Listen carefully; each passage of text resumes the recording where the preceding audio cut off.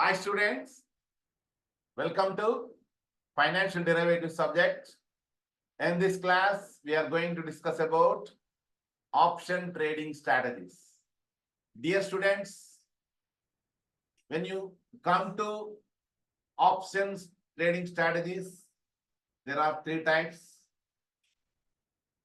Bullish option trading strategies, bearish option trading strategies, and non-directional option trading strategies.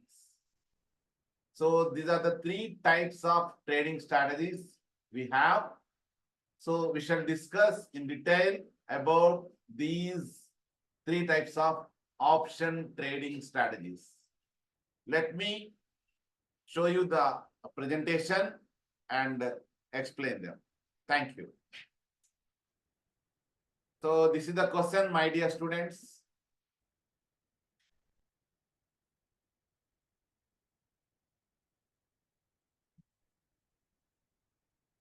Write a note on different types of option trading strategies. So this is the question, and let me have the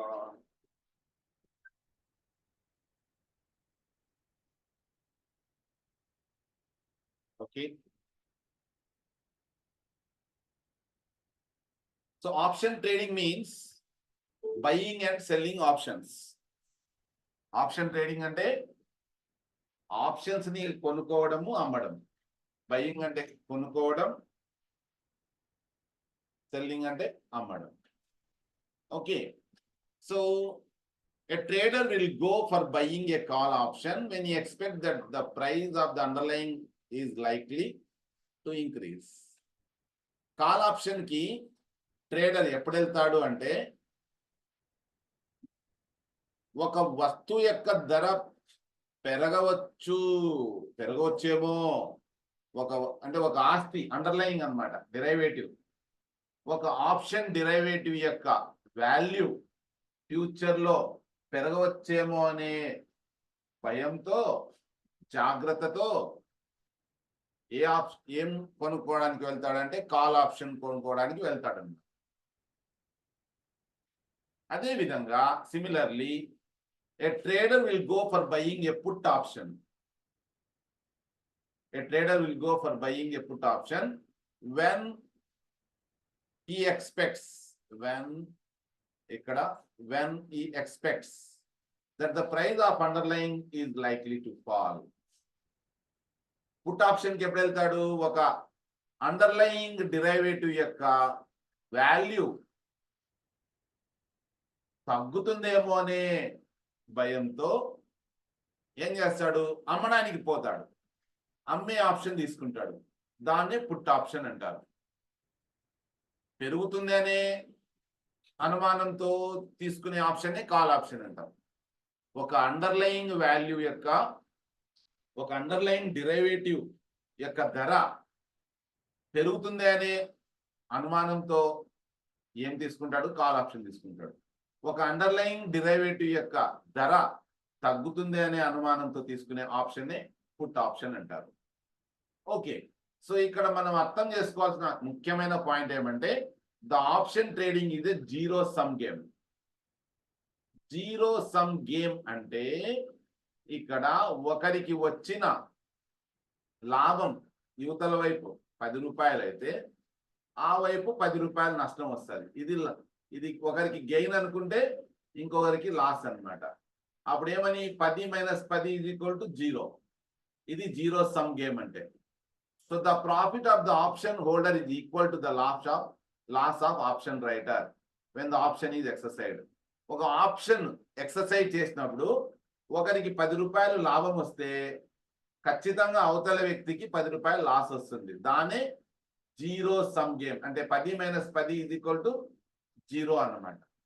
but in the case of option is not exercised. కానీ option exercise చేసుకోకపోతే the loss of option holder is equal to the profit of the option writer. ఎటైనా కూడాను zero sum గేమే. Option exercise చేసినా చేయకపోయినా. Okay. So ఇక్కడేమి option holder కు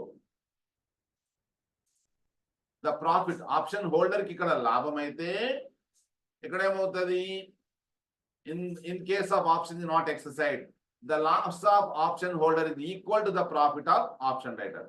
ఇక్కడ ఆప్షన్ రైటర్ కు ప్రాఫిట్ అవుతుంది ఎక్సర్సైజ్ చేయకపోతే.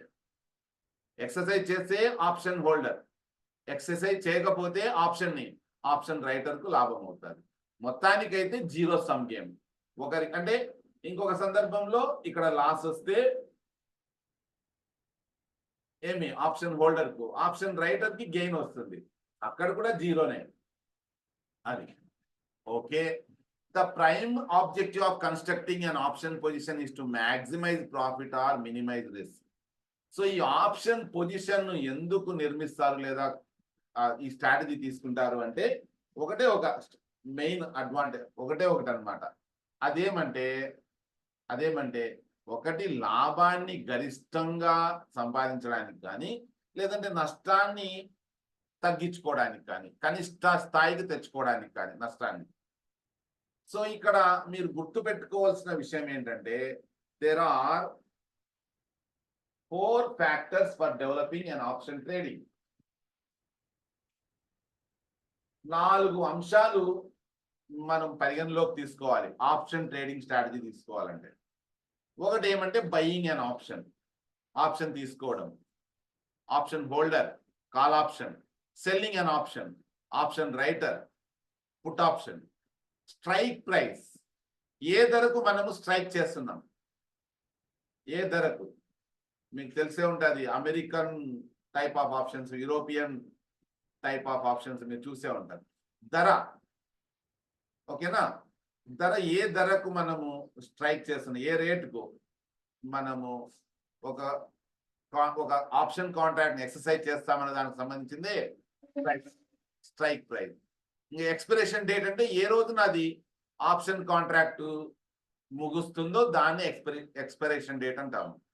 So an investor can construct a combination of long అంటే బై అన్నమాట, కొనడానికి లాంగ్ పొజిషన్ తీసుకోవడం అంటే బై అన్నమాట, దాన్ని కాల్ ఆప్షన్ అంటాం.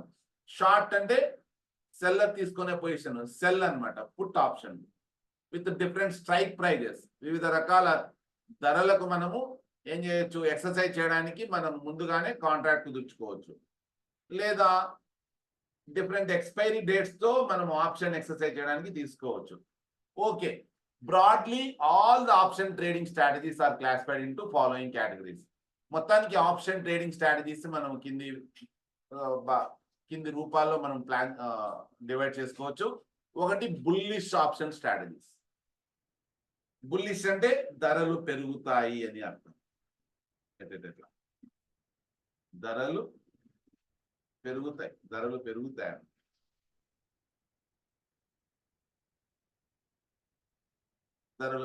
బుల్లిష్ అంటే when the option trader expects that the price of underlying stock will likely to move upwards, that he will implement bullish strategy in option trading. These are a series of bullish trading. ఏమంట, ధరలు పెరుగుతాయనే ఉద్దేశంతో ఏం చేస్తాడు, option ఆ strategy follow అయినాడు అనుకో, ధరలు పెరగొచ్చు likely to move అని అనుకొని దేని యొక్క ధర, అండర్లయింగ్ ఒక డిరైవేటివ్, ఫైనాన్షియల్ డిరైవేటివ్ అంటేనే ఏమి, ఆల్రెడీ ఆస్తులు ఉంటాయి, షేర్స్ ఉంటాయి, బాండ్స్ ఉంటాయి, ఇండెక్స్లు ఉంటాయి, కమాడిటీస్ ఉంటాయి.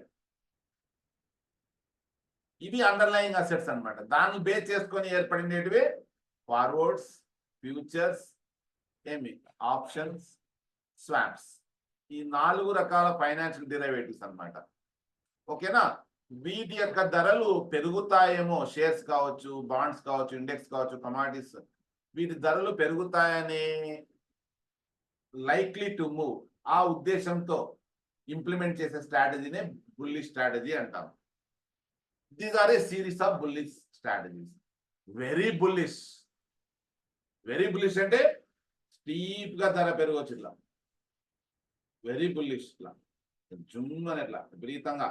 ఈ రోజు 10 రూపాయలు ఉండేది ధూమని ఇట్లా ఇక్కడ 60కి వెళ్ళిపోవచ్చు. మోడరేట్లీ బుల్లిష్ అంటే ఇలా కొంచెం తక్కువ, అంటే 10 రూపాయలు ఉండే ధర ఇక్కడ పోయేటప్పుడు కల ఒక 40 రూపాయలు అనుకో అట్లా. ఇంకా మైల్డ్లీ అంటే ఇట్లా, ఇక్కడ 10 రూపాయలు ఉందనుకో ఇక్కడ 20 రూపాయలు అయ్యేటట్టు. ఓకేనా? Very bullish, moderately bullish, mildly bullish. Same దానికి ఆపోజిటే బేరిస్ అన్నమాట. బేరిస్ ఆప్షన్ స్ట్రాటజీస్. బేరిస్ అంటే ఏమి? Likely to move downwards. Underlying stock యొక్క వాల్యూ తగ్గుతుంది అనే ఒక ఎక్స్పెక్టేషన్ తో మనము బేరిస్ ఆప్షన్ స్ట్రాటజీస్ ఎన్నుకున్నామనుకో దాన్నే బేరిస్ ఆప్షన్ స్ట్రాటజీస్ అంటాము. అవి most bearish, moderately bearish. Moderately bullish కాదు, ఇది తప్పు. Moderately bearish.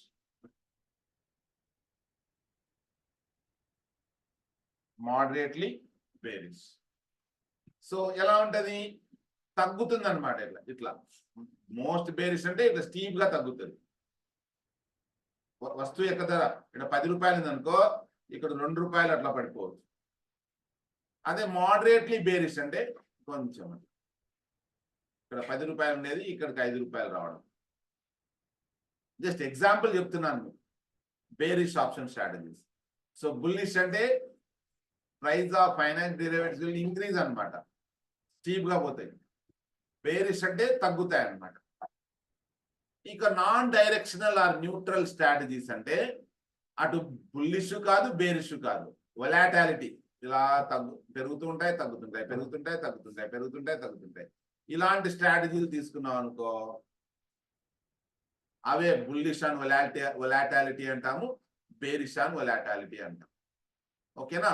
So these are the important things. దీని కింద ఇంకా చాలా మెథడ్స్ ఉన్నాయి, బట్ వాటిని నేను మీకు జస్ట్ సింపుల్ గానే ఎక్స్ప్లెయిన్ చేస్తా. ఆ పదాలన్నీ మీరు గుర్తు పెట్టుకోవడం కొంచెం కష్టమని. నెక్స్ట్ ఇంకా మనం అడ్వాన్స్ స్టేజ్ లో మనం వాటి గురించి ఇంకా డీటెయిల్ గా డిస్కస్ చేద్దాం. So this is all about trading strategies of option. Thank you my dear students. Okay, ఏమైనా డౌట్స్ ఉంటే అడగచ్చు.